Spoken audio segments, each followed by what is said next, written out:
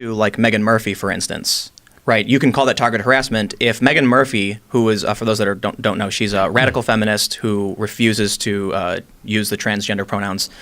If she's in an argument with a trans person over whether or not they should be allowed in sports or in biologically female spaces, and she refuses to use their pronoun because of her ideology, you'll ban them.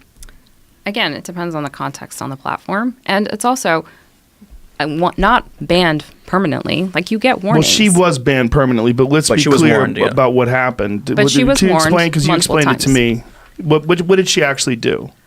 My understanding, and I don't have the tweet by tweet the way that I did for the others, but my understanding is that she was warned multiple times for misgendering an individual that she was in an argument with. So you have an argument between two people. Again, and you have a rule that enforces only one side of the ideology, and you've banned only one of those people. We have a rule that attempts to address what we have perceived to be instances of abuse and harassment. Right, but it is an ideology, right? If she's saying a man is never a woman, if that's what she's saying, and then biologically she's correct, we obviously have a debate here. But biologically, this is not accurate. So and then this person's arguing, and she says a woman is biologically female. Well, you are never going to be a woman. She responded with, "Men aren't women, though," and that was her first.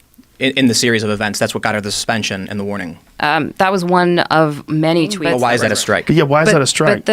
But again, like, it's the context of I don't have all the tweets in front of me. There were like 10 or 12 tweets going back and forth, and my understanding is that in the context of all of those, she was misgendering a particular person. So you're having an individual who is debating a high-profile individual in her community, and she's expressing her ideology versus hers, and you have opted to ban one of those ideologies. I understand why people would not agree with the rule, but that being said, it is a rule on our platform, and once you're warned about the rule, to repeatedly post the same content is also going to be a violation of our rules. Right, but the rule, this seems like a good example of an ideologically based rule. If she's saying that a man is never a woman, though, that is not, in that context, harassment. That is a very specific opinion that she has that happens to be biologically accurate. In this context, what she's saying is not just her expression, but it's accurate.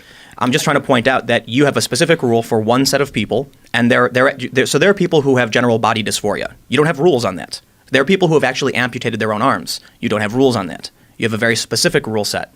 And more importantly, in the context of a targeted conversation, I can say a whole bunch of things that would never be considered a rule break, but that one is, which is ideologically driven.